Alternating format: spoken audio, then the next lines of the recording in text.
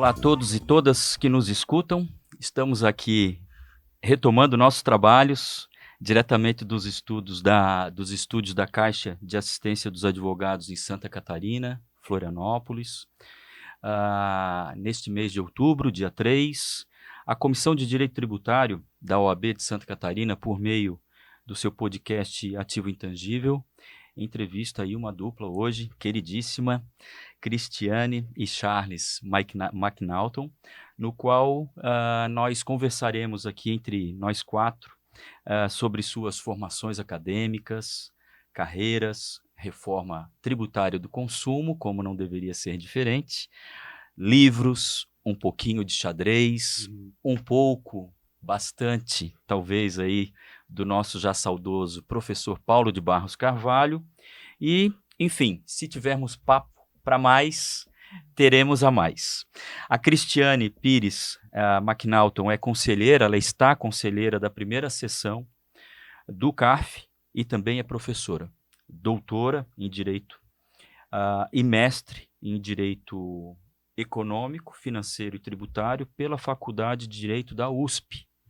O Charles William McNaughton é advogado e professor, pós-doc pela Faculdade de Direito da USP, doutor e mestre pela PUC de São Paulo, esteve juiz suplente no TIT, Tribunal de Impostos e Taxas de São Paulo, conselheiro suplente também do Conselho de Tributos e Multas de São Bernardo do Campo, São Paulo. Bem, no programa de hoje, nós contamos também com a nossa presidente da Comissão de Direito Tributário da OAB, a Silvia Varela. Aproveito para agradecer a Silvia imensamente pelo convite para coordenar essa nova temporada, por assim dizer, né, do podcast Ativo Intangível. É um projeto que foi idealizado à época, no mandato que eu estava presidente da comissão. Tivemos uma boa aceitação do público e a Silvia, mais que depressa, André, vamos continuar. Timinho que ganha, né, tem que continuar. Então, eu tenho assim, muito carinho pelo podcast, pela insistência da Silvia em continuar, também a presidência da OAB, enfim. Fico muito feliz que o projeto ele esteja ativo e a gente continue mantendo esse conhecimento, essa troca de conhecimento com todos os nossos públicos, que não tem fronteiras nessas vias, né? Spotify, YouTube, a gente vai para todos os confins possíveis, né? Então, no primeiro episódio aí dessa nossa temporada, eu passo a palavra para a nossa presidente, para a Silvia. Muito obrigada, André. Estou muito contente de estar aqui hoje. Nosso primeiro episódio, né? Eu insisti muito porque o André continuasse, né? Em time que se ganha, a gente não mexe. Então, o André deixou esse grande legado, né, da presidência da comissão da outra gestão, que foi o Ativo Intangível. Eu também gravei alguns episódios com ele. Sim. E tivemos vários convidados muito bacanas. E agora a gente vai ter uma nova temporada e estamos começando com chave de ouro, né? Então, agradeço novamente aqui o Charles e a Cristiane por estarem aqui conosco, que estão aqui em Florianópolis. Então, a gente teve aí o prazer de poder gravar aqui ao vivo para conversar um pouquinho, né, da vida pessoal também, acadêmica e também, por óbvio, né, direito tributário. Não tem como a gente não falar da reforma tributária, nem de IBS, CBS, né, conversando com vocês. Então, retorno a palavra aí para o André para a gente começar o nosso bate-papo. Maravilha. Bom, a gente vai iniciar com a Cris e vamos variando com o Charles. E essa variação também entre a Silvia e eu, tentando nos entender à medida da evolução do programa. Bom, antes da gente começar com as perguntas, eu vou fazer um agradecimento especial ao nosso presidente da OAB, Seccional Santa Catarina, o Juliano Mandelli, e também ao nosso presidente da Caixa de Assistência dos Advogados, Pedro Miranda, que gentilmente reformou nossos estúdios aqui e faz com que a gente consiga tocar o projeto em frente, né? Também, por fim, o coordenador geral das comissões, o colega Douglas Dalmonte. Então tá bom, vamos à primeira pergunta, perguntas para Cris. Cris, o que te levou ao direito? E em seguida, o porquê da escolha no direito tributário?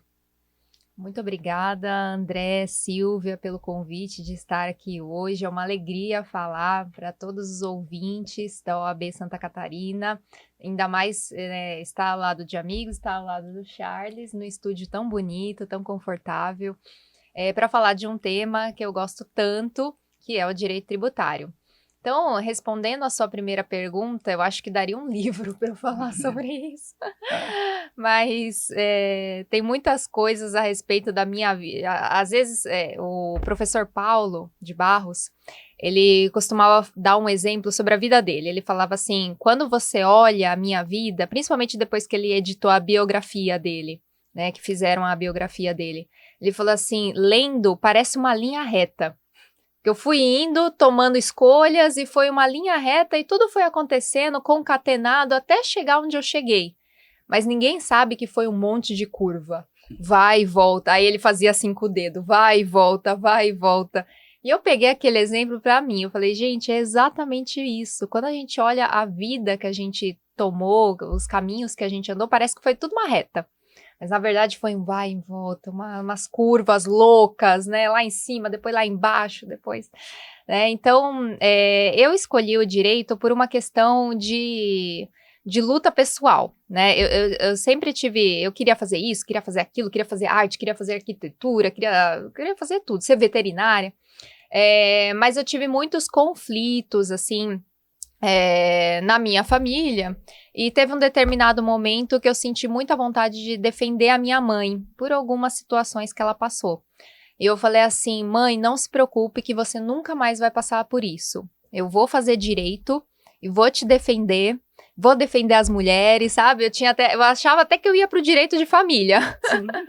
Né? Então veio aquela questão, aquela necessidade, aquela vontade de defender alguém, né? E eu sempre tive esse leão dentro de mim, que quer defender as pessoas.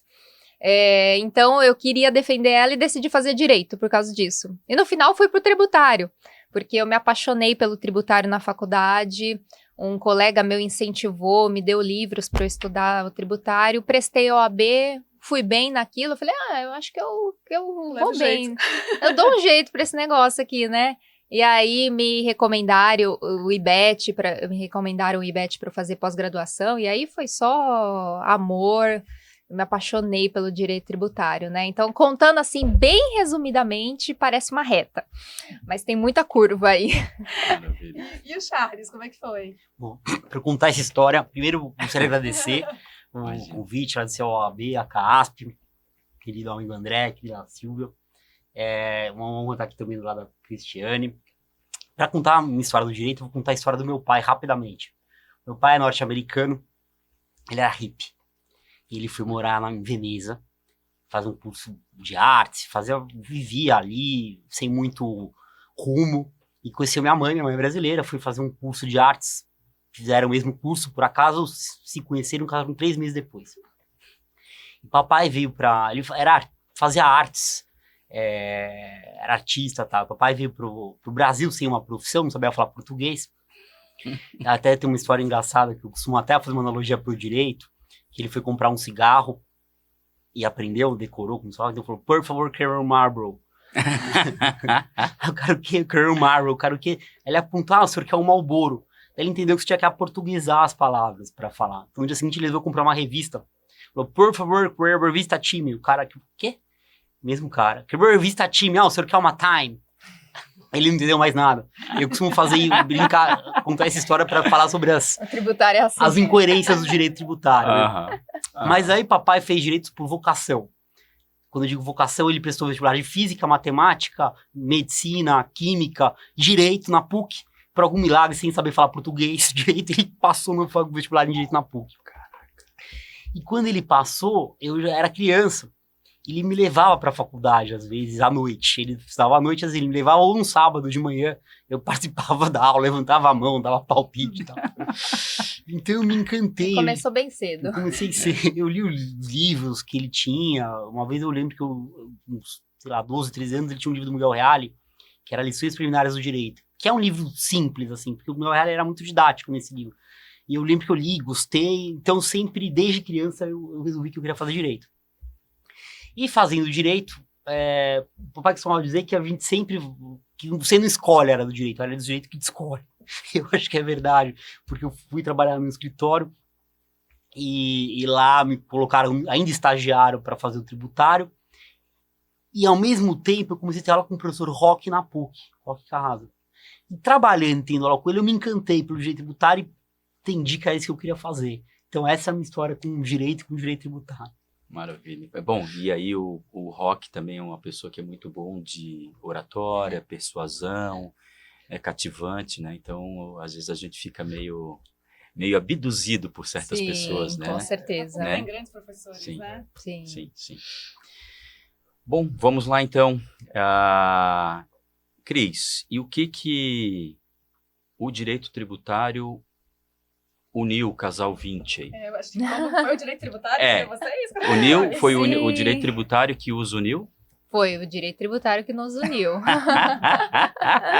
É engraçado que eu não conhecia o Charles pessoalmente. Eu conhecia os livros dele. Então, é engraçado quando você conhece o livro de alguém e depois você conhece a pessoa, né? Parece que aquela pessoa não existe. É um negócio assim, é um intangível. Então, eu conhecia o livro Charles McNaughton. Não conhecia a pessoa Charles McNaughton. E eu dava aula na PUC, na pós-graduação da PUC, e o Charles também. Ele dava aula numa sala e eu dava aula em outra sala. Só que eu não sabia que era ele que dava aula naquela sala. Porque o Charles falou que eu era muito séria, que eu chegava, já fechava a porta, mas é que eu chegava focada nos meus alunos. Então eu chegava, focava em receber todo mundo e tal, e não percebia quem estava ali do lado, né? E aí, teve um dia que eu substituí um assistente de uma professora, e a professora Iris, não sei se vocês conhecem, ela chegou para mim e falou assim, viu, e eu dei aula, desenhei na lousa, tal, fiz tudo, ela falou assim, nossa, o seu jeito me lembra muito um ex-aluno meu, você parece a versão dele feminina. Aí eu falei, quem? Ela falou, Charles. Eu falei, nossa, eu já ouvi falar nele, conheço o livro. Eu sou a versão feminina dele, que honra, né? Porque eu adoro o livro dele. Eu quero conhecer essa pessoa. E aí, um dia, porque assim, na PUC tinha muito isso de cruzar as salas, né? Então você ia para uma sala, depois você ia para outra sala. Então eu fui para essa sala da Iris, ela fez esse comentário, eu tava com a Aurora, aí eu fui para Iris. E aí teve um dia que o Charles ficou sozinho, porque era sempre 2 professores. E aí eu fui dar aula junto com o Charles. Aí eu falei, finalmente tô conhecendo a minha versão masculina. Ele achou engraçado aquilo, né? E aí ele foi muito simpático comigo, me recebeu muito bem na sala de aula dele. E aí eu falei assim, ele falou, nossa, muito obrigado por ter substituído meu colega, né, você foi muito bacana. Eu falei assim, ai, obrigada, posso te pedir um favor em troca? Você leria a minha dissertação de mestrado? Eu tô precisando de gente para ler ela, para ter críticas, e você é muito inteligente, eu te admiro muito. Se você tivesse um tempinho só para dar uma olhadinha na minha dissertação, ele, claro, vai ser um prazer. E eu mandei a minha dissertação, que virou depois o livro O Tempo e o Tributo. E eu mandei para ele ler, e ele leu, e segundo ele adorou, né? E aí nós começamos a amizade, né? Começamos essa troca de informações sobre o direito tributário. Depois de algum tempo, a gente começou a trabalhar juntos, porque eu trabalhava com uma pessoa que foi estudar na Alemanha, e aí ele falou assim, olha, eu vou estudar na Alemanha, e a gente vai ter que se separar, assim, né, esse advogado que eu trabalhava, aí a gente teve que se separar, aí eu tava procurando com quem trabalhar, eu falei assim, Charles, você conhece alguém? Aí o Charles falou assim, olha, eu conheço um monte de gente, mas depois de ter lido a sua dissertação de mestrado, eu quero que você trabalhe comigo. E aí, ele não tinha vaga, ele falou, eu não tenho vaga, mas eu não posso perder essa oportunidade. Aí eu comecei a trabalhar com ele, e aí depois de muito tempo, assim, porque na época eu estava em outro relacionamento, né, ele também, e aí depois de muito tempo, deu certo de a gente, na verdade foi o Charles, né, Charles que teve a iniciativa e, em resumo, foi isso. Mas foi o direito tributário que nos uniu. Mas que bom que teve a iniciativa, né? Charles que teve a iniciativa. E foi... A gente começou a namorar um pouquinho antes da pandemia, assim. né? Um pouquinho da pandemia. Olha, se passou pandemia, É. não termina Mas foi aquela mais. coisa que tipo, são pouquinhos da pandemia, daí começou a pandemia, aquela coisa, ou casa de uma vez, pá. E daí a gente optou por casar de uma vez. Né? Ela me aguenta até hoje. E nós, estudiosos tributários, agradecemos que esse relacionamento Exatamente. veio, que Pô, surgiu, nossa. já teve frutos aqui. A gente já tem um É o nosso filhinho, filho, tem um né? bebê. IBS, Um CBS. bebê grandão, né? Já um- nasceu grandão. É esse um bebê grande aí. filho. É, já nasceu grandão. Sim, mas eu acho assim que é muito bacana você ter um relacionamento com alguém da sua área, né? Às vezes estressa, porque a gente acaba às vezes falando só disso, né? E tem muita gente que pergunta pra gente, viu? Vocês só falam de tributário em casa? Tem muita gente que tem curiosidade sobre isso. Eu falo, realmente a gente fala. É no café da manhã, aí durante o dia, invariável. né? Ele vai pro trabalho dele, eu vou pro meu. Mas à noite também, no jantar, às vezes de madrugada, porque o Charles não dorme, né? Ele fica trabalhando, ele fica estudando de madrugada. Uma curiosidade, saiu o PLP 108, né? Agora, recentemente. O relatório do PLP. E um relatório grande, né? Saiu o relatório, todo mundo comentando sobre isso. Aí, de repente, eu acordo 3 horas da manhã e vejo o Charles acordado ali no computador. Falei assim, amor, o que você tá fazendo? Aí ele já sabendo que eu ia brigar com ele, né? Ele já se defendeu. Calma, eu tô na última página. Eu falei assim, última página do quê? Ele falou, do relatório do PLP 108. Eu falei assim, Charles, não acredito. Você é a única pessoa, eu acho, que leu esse relatório inteiro. Até essa hora. Até essa hora, porque acabou de sair, tinha saído à noite, né? E aí ele falou, não, porque amanhã eu já tenho que saber, o pessoal vai perguntar, né? Boa. Não, então assim, o Charles é um fenômeno, ele me ensina, ele me inspira todo dia, então é legal, é muito bom. Que Legal. bacana. A gente gosta aqui no Ativo Intangível de trazer esses questionamentos um pouco da vida pessoal e profissional, para depois a gente entrar um pouco nas questões mais de direito tributário. E nisso veio uma curiosidade, né? Charles joga xadrez, né? Eu jogo xadrez. E essa vinculação, tu acha que tem algum vínculo do xadrez com a lógica do tributário? O que tu acha que pode te ajudar nessas habilidades? Eu Ou é acho, só um hobby? às vezes no processo, sabe?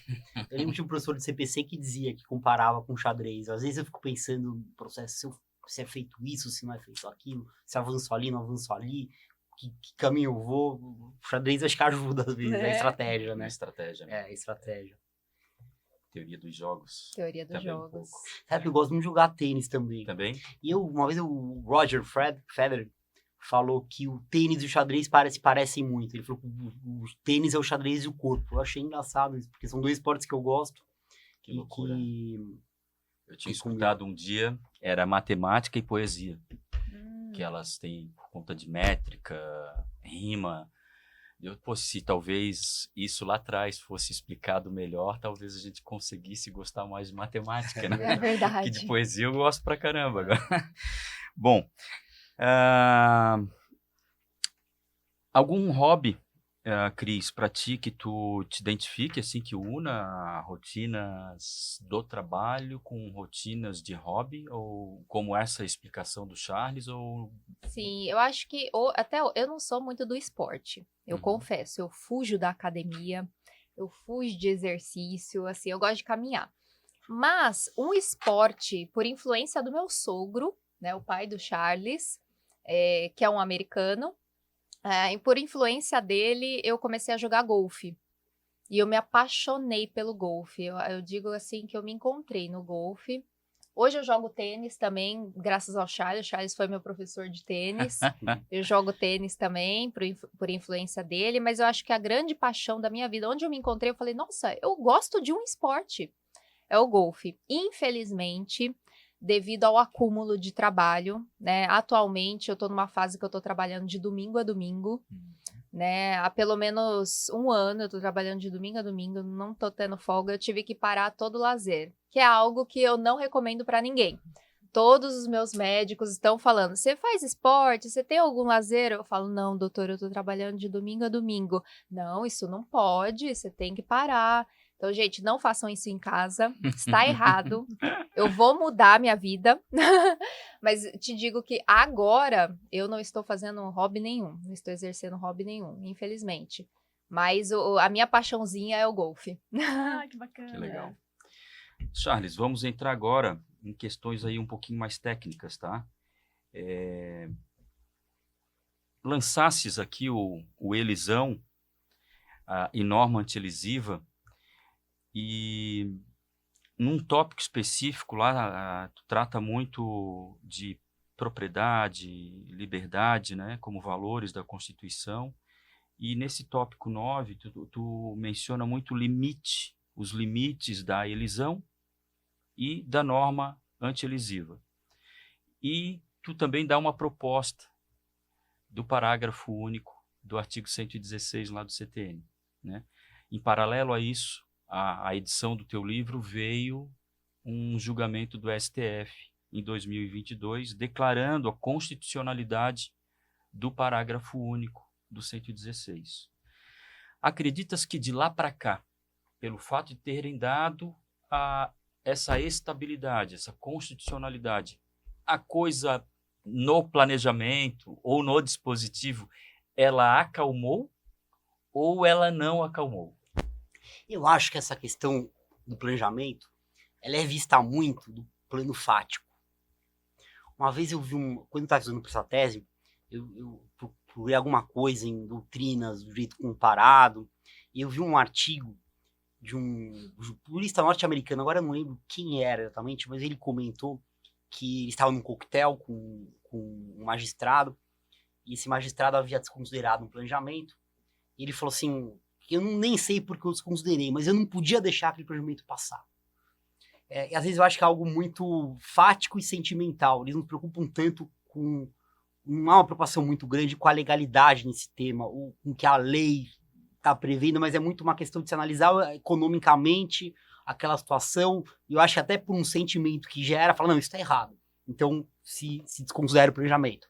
Mas esse livro é uma busca de se defender que isso seja visto de uma forma racional, e a partir de critérios de legalidade. Foi isso que eu busquei enquadrar nesse livro.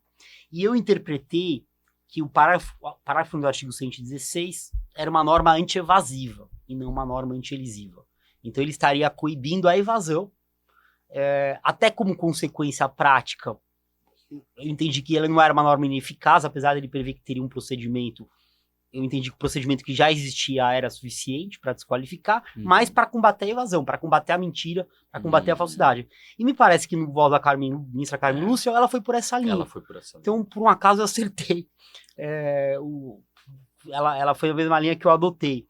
Mas eu acho que é muito tímida ainda a aplicação desse precedente na prática. E ela fala, tem um trecho que ela fala exatamente que dentro de limites jurídicos, o contribuinte tem o direito a buscar uma economia. Está expresso ali no voto. Eu acho que ainda está muito tímido.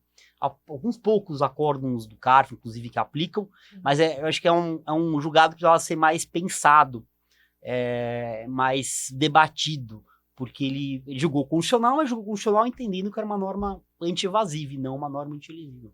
Eu achei também, o Sérgio André, logo em seguida do julgamento, lançou um livrozinho sobre a ADI, né? E também, assim, eu pelo menos, eu estava esperando mais respostas, e me parece que ficou tímido, como tu falou, né? Mas eu acho que nesse ponto mesmo, tímido, ela foi bem.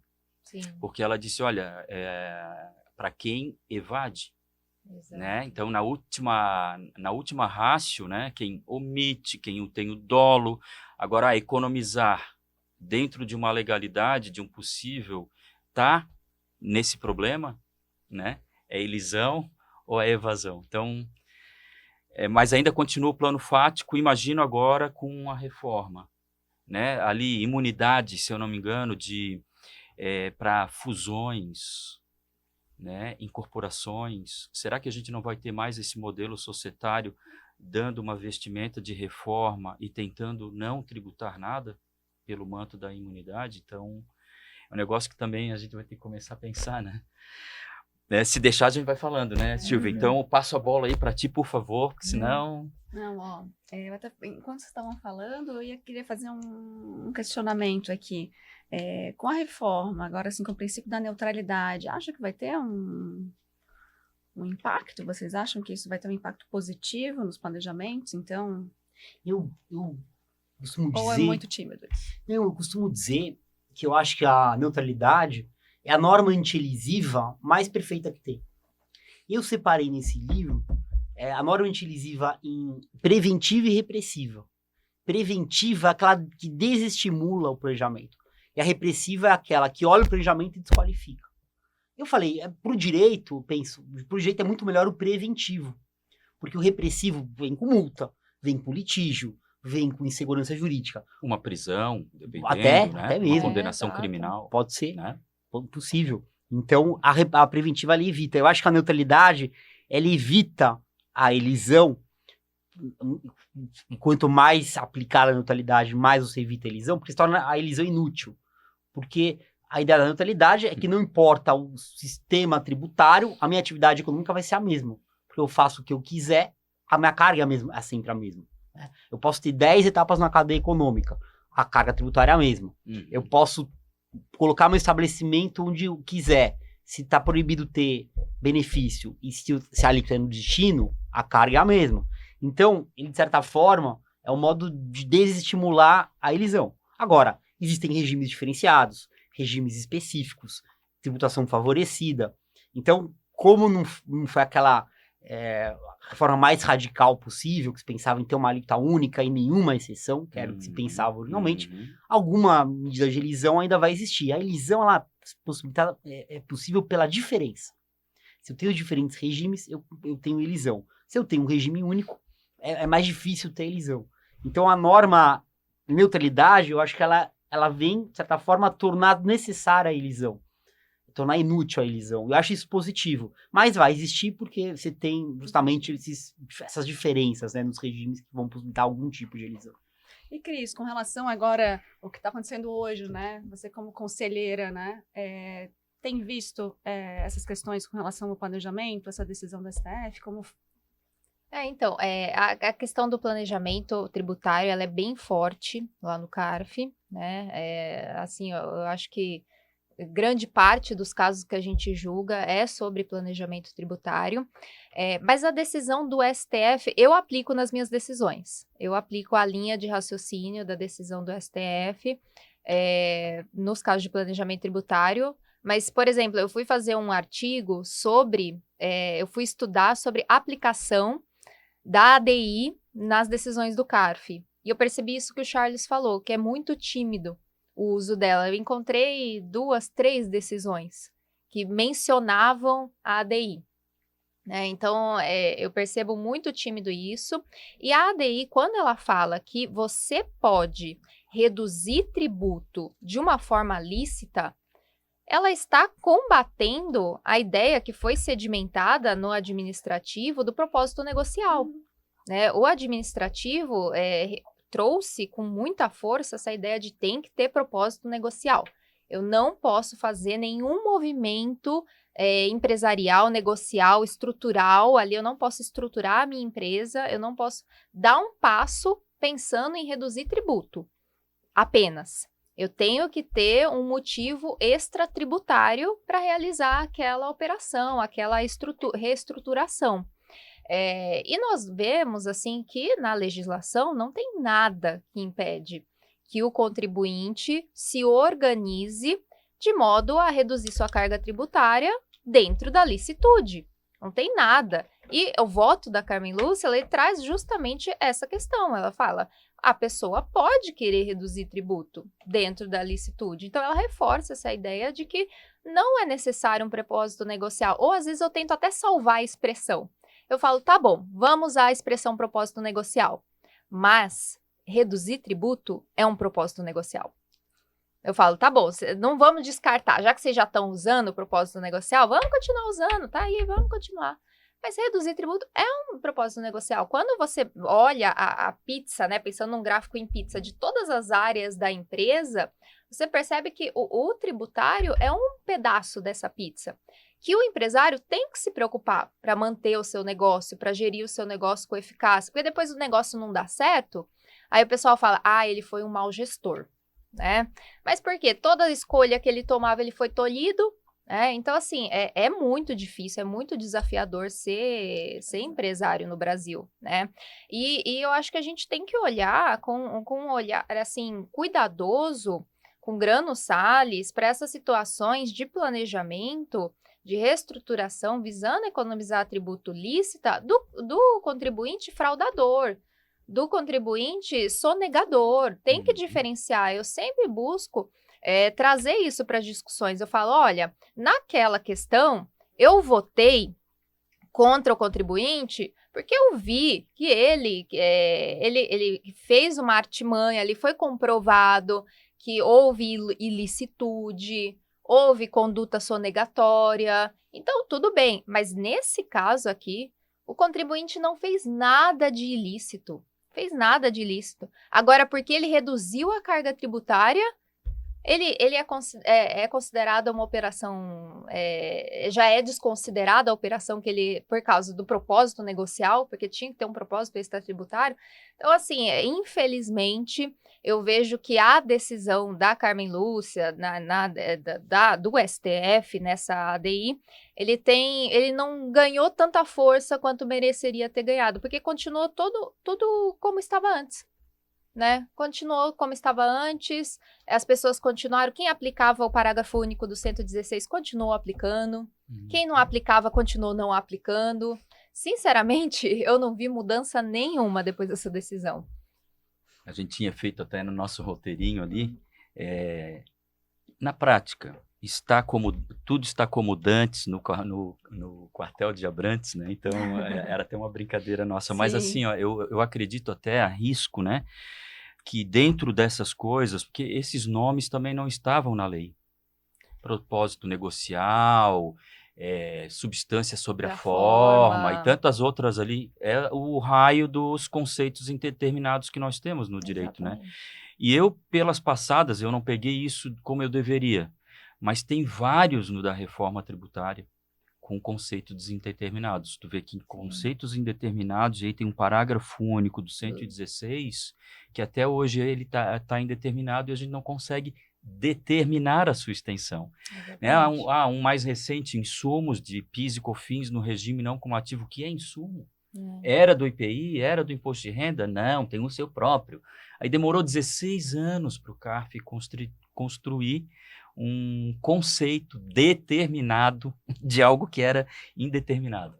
16 anos. Eu acredito que isso aqui também vai acontecer, né? Não sendo negativista, né? Na reforma, porque tem muitos conceitos ali que eles não evoluíram também, né? Talvez até por ser um negócio muito grande, né? Não é um puxadinho tributário que estão fazendo, é um sistemão, né? Enfim. Mas, vamos para lá então. O casal aí esse ano lançou um filhão. Vamos mostrar para a câmera aqui. Um filhão aí. Aqui a gente pode fazer o merchan, porque o merchan é para conhecimento, né? É um super intangível. Lançaram aí o filhão, né? Que é o curso de IBS e CBS, já mirando as duas grandes normas, digamos assim, né? Os dois grandes caminhos, a emenda constitucional 132 e a lei complementar 214. Bom, a gente vai fazer aí um ping-pong, talvez, né, para a gente conseguir aproveitar bastante de vocês aí, com relação um pouco do livro, né?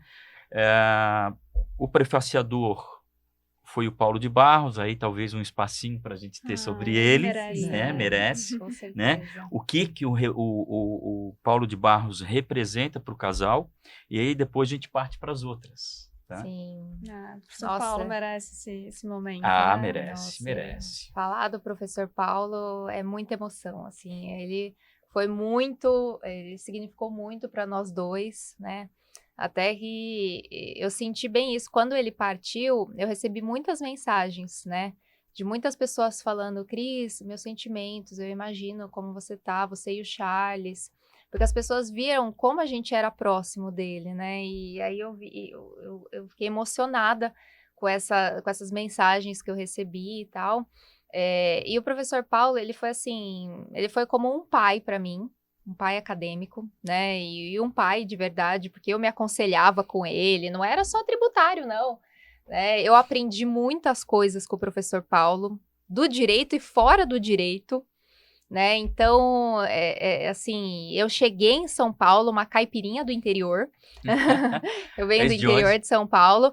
Jundiaí. Jundiaí, sim, o Charles tinha falado. É perto de São Paulo. Sim. Isso, fui da Comissão de Direito, presidente da Comissão de Direito Tributário da OAB Jundiaí. E eu fui para São Paulo, assim, eu nunca tinha ido para São Paulo. Eu tinha dado uma passadinha uma vez, então quando eu cheguei naquela Avenida Paulista, eu falei, meu Deus, que loucura isso!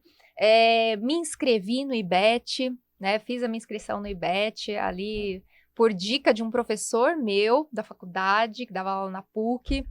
E quando eu cheguei no IBET, eu não conhecia o professor Paulo ainda, aí indicaram para mim ir para o grupo de estudos dele. Aí eu cheguei no grupo de estudos dele e conheci aquele homem assim, né, incrível, admirável, também conhecia do livro, né, desde a faculdade eu tinha ganhado o livro dele, e aí você conhece a pessoa atrás do livro, né, então toda aquela admiração, tal, poxa, aquela pessoa incrível, e aí eu fui prestar o mestrado, e quando eu prestei o mestrado, foi a primeira vez que eu tive uma reunião, só ele e eu, né? Só ele e eu. E aí, eu cheguei ainda atrasada pela reunião. Menina, me marcaram a reunião. Era entrevista, né? Era pra passar no mestrado. era entrevista. Ela chegou uma hora atrasada. Com Uma todos. hora? Não, 2 horas atrasada.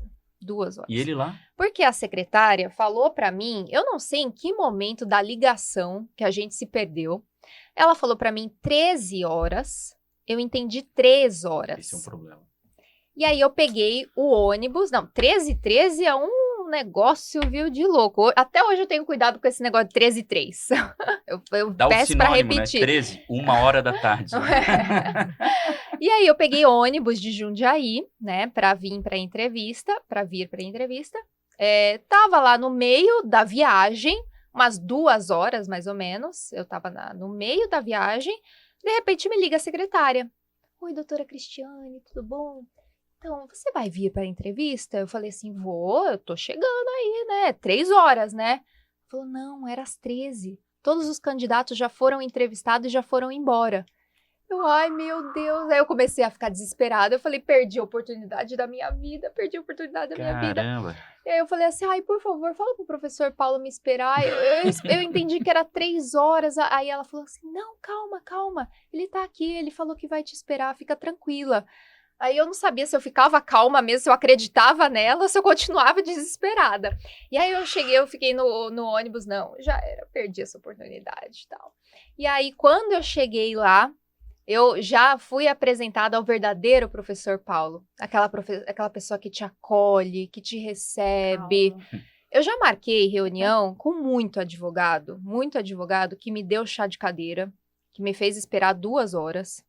Já fiz reunião com um advogado que eu cheguei e ele esqueceu da reunião e me deixou.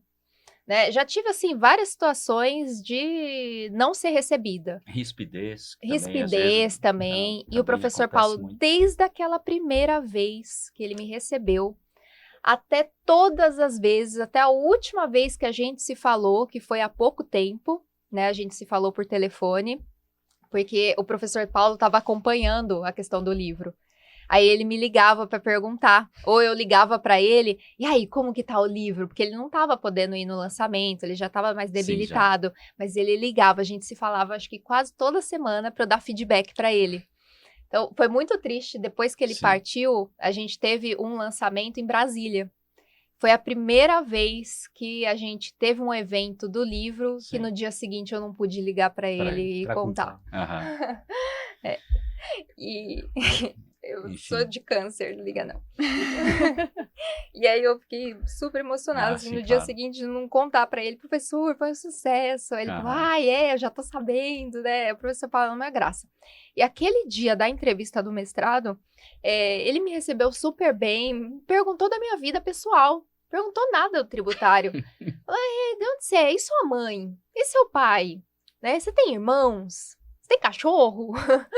Falou sobre um monte de coisa e ele falou, por que você quer entrar no mestrado? E aí eu falei com ele e uma coisa que o professor Paulo sempre falava que ele olhava nos alunos era o entusiasmo.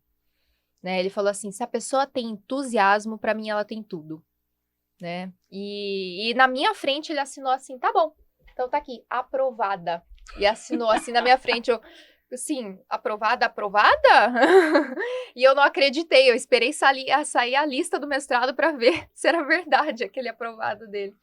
E desde então, ele sempre recebia no horário, com atenção, com respeito, e perguntava das coisas da vida, do tributário, se interessava, sabe? Aí você fala, gente, é tão difícil você conversar com alguém que se interessa pela sua vida, ou pelo que você está falando, porque hoje em dia a vida é a toque de caixa, né? Todo mundo correndo, todo mundo desesperado. E ele sempre parou, e não é só comigo. Todos os alunos dele, todo mundo que trabalhava com ele parava para receber com paciência, ia para o escritório todos os dias, enchia a agenda, mas recebia todo mundo, sabe? Então figura, foi uma fora pessoa, do normal, né? fora toda a inteligência dele, todo Sim, o brilhantismo dele, que eu nem preciso falar aqui, eu queria só dar esse testemunho de como pessoa, o que ele ensinou para todos nós, deixou esse legado de respeito ao próximo, né, e de dar atenção ao próximo no meio de tanta correria, né, e de elevar o próximo, porque eu sempre falo que o professor Paulo era um sol que formava estrelas, né, então ele não brilhava sozinho, ele irradiava a sua luz, ele formava estrelas, que eram os alunos, os discípulos dele. Ele, não é como a maioria das pessoas que, eu tô no topo e beleza, né? Não, ele ajudava todo mundo para todo mundo crescer, ele queria que todo mundo crescesse. Não, eu quero que você vire diretor de faculdade, eu quero que você faça seu pós-doc, eu quero que... Sabe, ele queria que a gente... É por isso que eu acho que ele foi, ou ainda é o que é, né? Porque né, é uma maneira diferente de... Ele deixou um legado incrível, né? É. A primeira vez que eu falei com o professor Paulo foi aqui na sede da OAB. Olha! Teve uma aula do IBET, que foi aqui, daí a gente fez aqui. E aí me selecionaram para ser a relatora. Sim. Aí a aula dele seria como se fosse a aula de sábado, né? Uhum. E eu estava muito nervosa, né? Lógico, né? Imagina, né? É. E aí eu olhei para ele e eu falei, eu tô muito nervosa. Antes, né? Falasse pra ele. Falei, porque, tipo assim, eu não sabia nem o que falar pra ele, né? Aí ele só olhou muito calmo, ele assim, isso demonstra comprometimento. É. E aí, mais tarde, eu falei, eu tenho vontade de fazer meu mestrado em São Paulo. Você será muito bem-vinda. E foi exatamente isso, foi como eu me senti. Eu fiz 6 Sim. meses de aula lá no grupo de estudos, fazia o curso de TGD, que eu tive aula com o Charles daí, Que no escritório massa. dele. E era isso, assim, era... Tu se sentia visto por ele, né? Aham. Eu só era mais uma menina É. de outro estado que tava lá de mala toda Aham. semana, que eu ia de mala pro escritório, Aham. para depois ir pro hotel e voltar no dia seguinte. Legal. Ele fazia E- a gente se sentir importante, né? Você não se sentia importante Nossa, eu me quando ele senti o falava máximo, assim? né? E como eu me sinto massa até hoje, sim, foi meu orientador. Claro. O que você E pra é? Fui ele, orientando imagino no São que também Paulo. era importante, né? Porque todos esses discípulos que ele amealhou ao longo de anos, possivelmente também por essa postura, né? O cara ia lá absorver conhecimento técnico, sim, mas também era muito bem tratado, se pertencia àquela entidade, né? Então tem todo um, acho que Sim. todo um é uma união de coisas, né? O ser humano gosta muito dessa sensação de pertencimento. E cada vez, como tu falou, a pressa, a rapidez, a velocidade das coisas da vida, esse tipo de comportamento está cada vez sendo menor. Então, quando Sim. ainda existe, por isso que o IBET sempre cheio, tu Exato. entendeu? Eu não sei, a visão que eu tenho, né? Eu nunca fiz IBET, mas eu percebi, em congresso do fantástico. IBET fiz, então a gente percebe o movimento. Não, o que Era ele uma legião, construiu- né? Era uma legião de pessoas ali engajadas, né? O que ele construiu é único. Você não vê É. ninguém que construiu algo parecido. Não. E daquele jeito, né? Uma vez eu fui para a Fiesc aqui, vi uma palestra dele. Aí eu tava na beira-mar e de repente eu olhei pro lado, ele tava dentro de uma van. Uhum. Ele com aquele jeitinho, né, cara? Sempre elegante. Sereno, Né? assim, Impecável. sabe, o pensamento em algum lugar certamente muito melhor do que o meu. Aí chegamos lá, tal. E no dia da morte, eu estava indo para a Fiesc numa palestra. E aí eu, no carro, deu assim, cara, de novo, né? É aquela coisa, onde tu estavas, onde a torre gêmea. É verdade. Loucura, né, cara? Como o cara marca, né? Marca Assim, como a pessoa demais. grande, né? Nas coisas. Primeira coisa que eu pensei foi eu vendo. Eu estava ali no mesmo percurso da beira-mar aqui, indo para o mesmo lugar, quando eu fui vê-lo. Né? É louco demais, né? Cada um vai ter a sua aí, né? Foi um cara muito, muito diferentão mesmo. É? Hã? Sim, por Não. favor. Eu fui O professor Paulo eu conheci para o professor Aires também.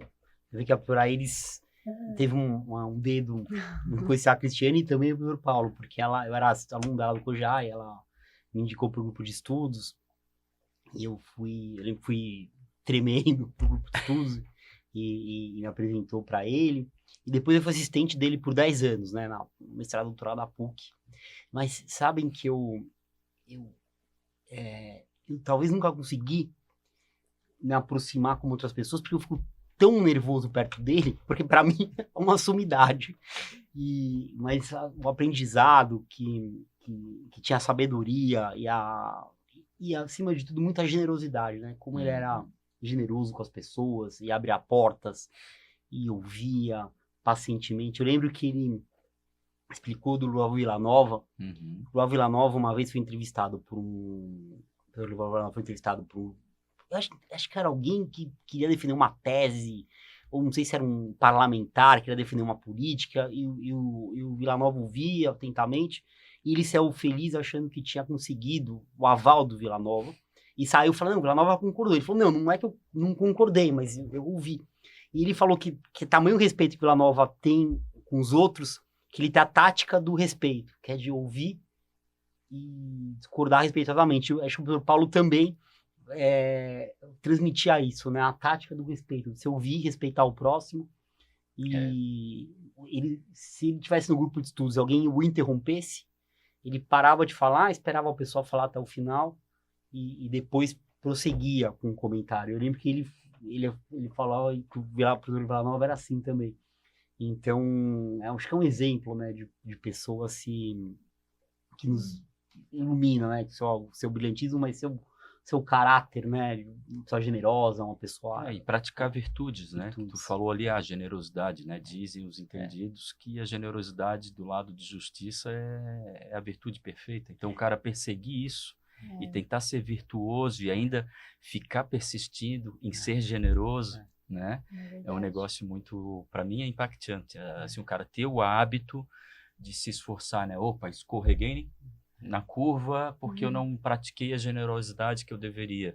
Volto e agora eu vou ainda tentar fazer em dobro, né, para tentar equilibrar. Né? Isso aí é educação na veia, ética na veia, né? Enfim.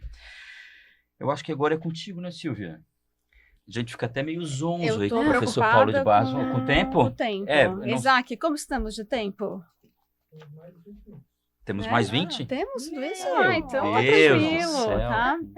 Então vamos trazer, começamos a falar do bebê. Do bebezão. Né? Do grande curso aí feito, né? Então, Charles, os novos princípios informadores do IBS-TCBS, quais você daria mais destaque agora e pra gente falar um pouquinho aí pros nossos ouvintes? Eu assisti uma palestra do professor Eurico, na OAB também, de Pinheiros, lá em São Paulo. E eu achei interessante, porque como os princípios explicam o nascimento da reforma. E ele falou o seguinte, que eles pensaram, eles estavam um pouco insatisfeitos com o sistema tributário, ele escreveu um livro, contou que escreveu um livro do Kafka, e o processo, e daí ele comentou, eu adorei o livro, mas não vendeu tanto quanto eu queria, mas eu fiquei insatisfeito com o direito, e reuni as pessoas, e eles pensaram um modelo de um sistema que tivesse a neutralidade, e então isso seria, ele chama de um princípio, a palavra era um princípio, digamos assim, informador, mas ele não falou informador, mas um princípio fundante.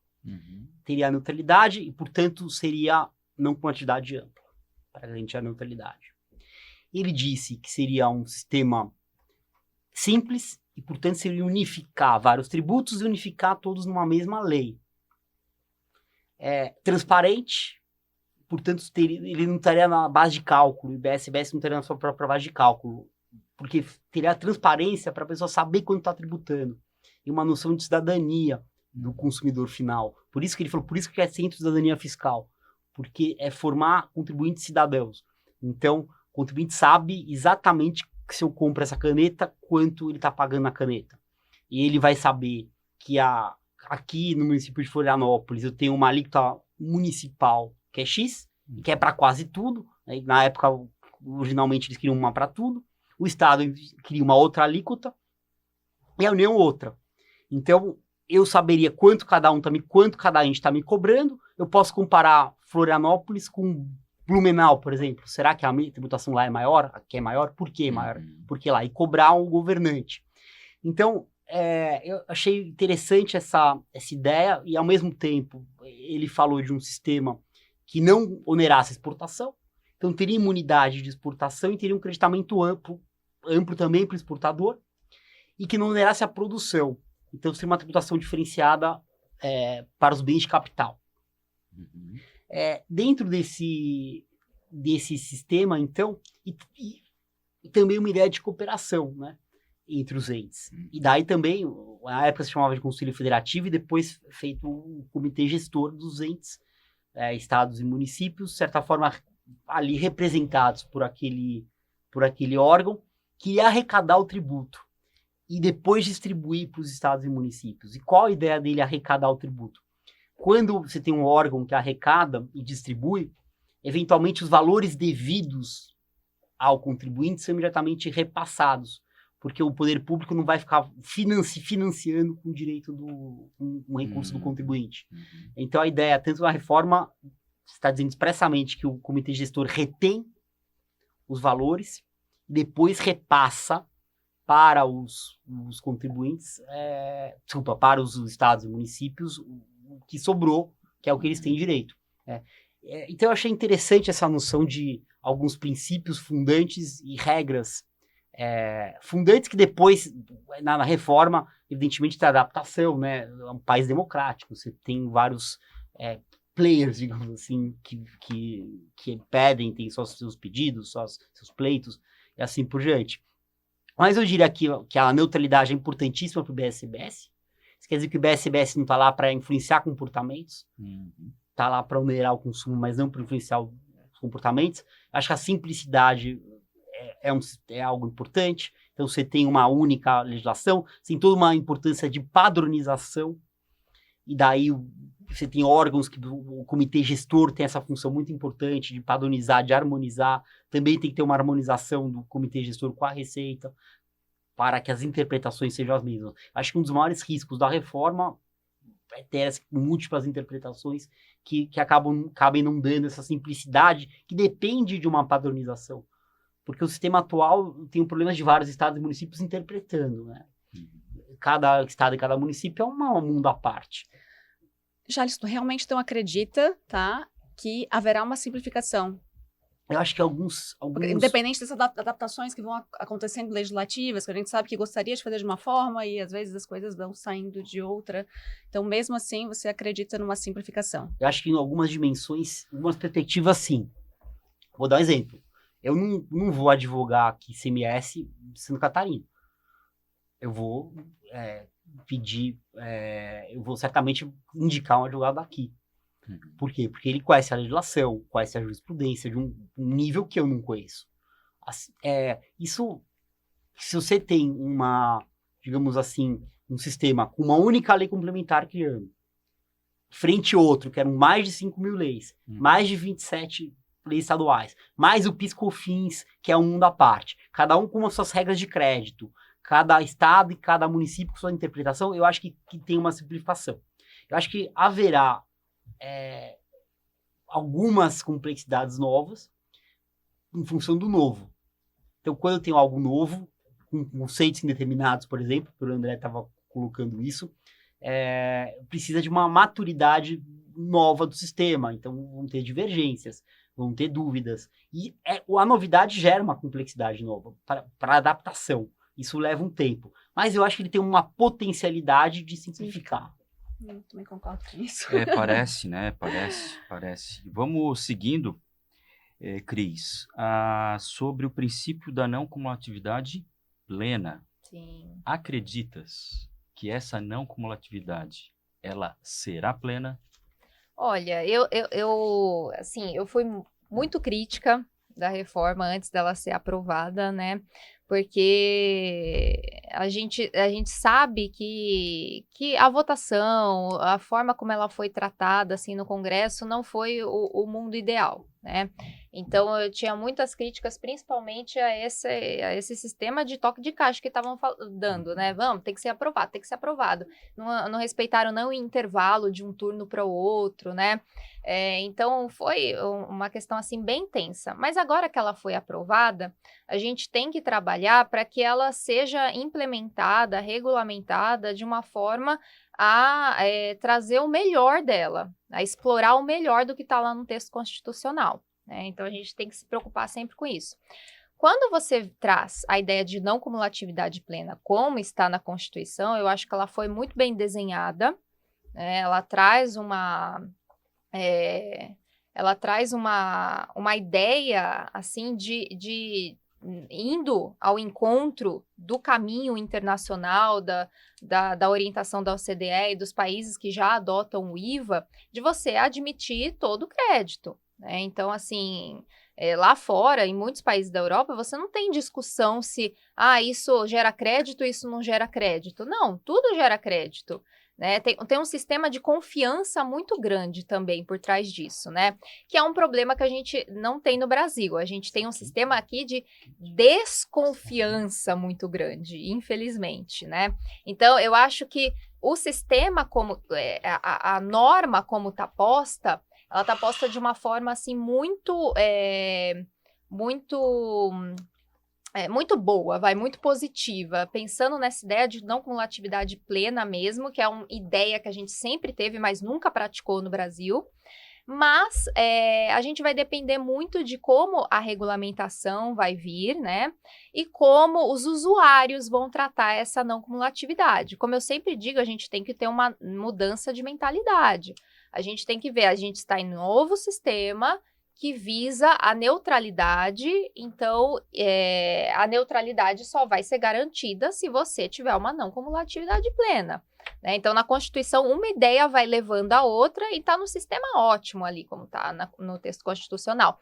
Mas à medida que a gente vai baixando, né, a gente vai na lei complementar, o regulamento, as interpretações legislativas, as interpretações judiciais, administrativas que a gente vai ter, e a cultura da desconfiança que a gente tem no Brasil, é que eu temo que venham a ruir, ou pelo menos a trazer ruídos na ideia constitucional, né? Então, eu sou uma pessoa muito positiva, eu entendo que a ideia que está ali na Constituição, ela tem um potencial muito grande da gente realmente viver uma não cumulatividade plena, mas eu já ouço preocupações de alguns setores, por exemplo, o setor rural tem muita preocupação, o setor de exportação tem muita desconfiança, se eles não vão ainda viver o mesmo cenário que eles viviam antes, né, de resíduos, né, então,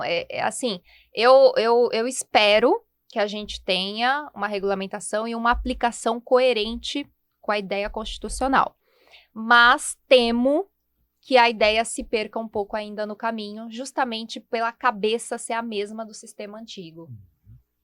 Vamos ter que ver as cenas dos próximos capítulos. Eu acho que a gente convida os ouvintes agora a adquirirem o livro da editora Noedes sobre CBS e IBS para aprofundar o assunto. Isso, e todas essas preocupações a gente coloca no livro, a gente traz essa reflexão, a gente analisa de forma sistemática a legislação, mas sempre traz uma pincelada, né, de reflexão sobre riscos, sobre cuidados que a gente tem que ter, para os usuários, né, nós operadores do direito e os empresários já terem esse cuidado, né, para combaterem isso, né, porque nós somos, como o Charles falou, a ideia é que nós sejamos contribuintes cidadãos, ou seja, aquele cidadão é a ideia de ativo, sujeito ativo, né, e não o sujeito passivo, que fica e só assiste o que está acontecendo, né, então é importante nós termos ciência de todos esses cenários para que nós estejamos de olho, né, olhos abertos, ouvidos abertos e atentos para podermos agir também e pedirmos, né, aos nossos parlamentares, aos nossos representantes, que os nossos direitos constitucionais sejam cumpridos. Então, convido vocês agora, então, a fazer uma mensagem final para os nossos ouvintes. para a gente encerrar o nosso primeiro episódio, que foi muito bacana e muitas conversas. Querem começar? Gostaria de agradecer aqui a oportunidade, agradecer a todos que assistiram e dizer que a gente tem muito desafio pela frente com a reforma, muito estudo, muito desafio, muito conciliamento aos clientes, mais que tudo dê certo, que a gente faça o nosso melhor para esse sistema funcionar. Isso, eu também só tenho a agradecer pela oportunidade, foi uma delícia estar aqui com vocês hoje e falar da gente, né, da nossa vida pessoal, da nossa carreira, do livro e das nossas impressões sobre questões do direito, questões da reforma tributária e sobre esse novo cenário que nós estamos ingressando, né, é o que eu sempre falo, né, diferente do que falavam antes, não temam, não vai faltar trabalho para ninguém, a gente vai ter muito trabalho ainda, mas eu entendo que um trabalho mais refinado, né? Porque essa questão da simplicidade e da multiplicidade de burocracia que a gente tem hoje ainda, né? Porque a gente ainda já está vivendo nesse sistema de múltiplas legislações e deveres instrumentais, e cada estado, cada município com a sua regra própria, com o seu sistema próprio, faz com que muitas vezes a gente perca tempo em coisas, em pormenores, assim, que até as próprias empresas perdem muito tempo com coisas pequenas.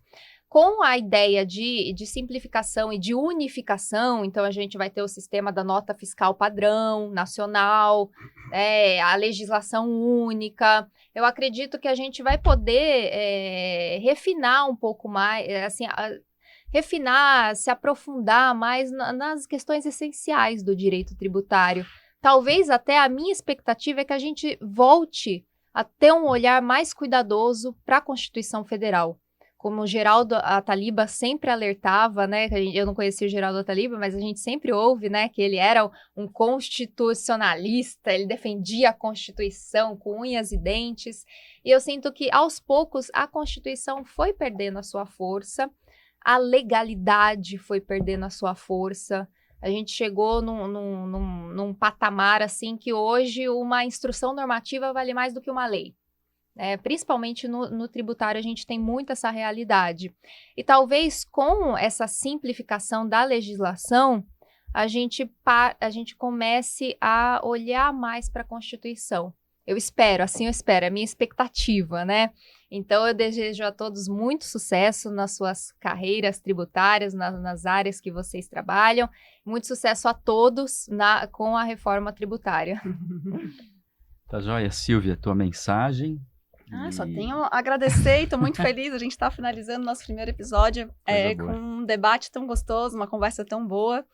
Então, só reitero aqui os agradecimentos e agradeço de novo, André, a ti por estar tocando esse projeto novamente para que a gente siga com o Ativo Intangível aí, com outros episódios muito, muito bons aqui. Maravilha. Eu também agradeço a Cris, ao Charles, duas personalidades do nosso direito tributário, né? Um casal querido, e sucesso no livro, né? Porque também vai dando luz aí a todos nós, Opa, né? Como? E isso é em importante. Breve deve ter segunda edição, né? Porque tá mudando.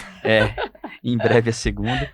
Então, obrigado por vocês terem disponibilizado o tempo, virem aqui e a gente conseguir fazer a temporada 2 do Ativo Intangível, começando com vocês. É um prazer muito grande mesmo, bastante feliz. Eu peço ao público, ainda que fique atento, às redes sociais da OAB Santa Catarina, em especial a do Instagram da Comissão de Direito Tributário, @comissão tributário OAB Santa Catarina, para que daí então fiquem por dentro dos próximos episódios e dos eventos aí organizados pela nossa comissão. Um abraço a todos, até o próximo podcast. Até, tchau, tchau.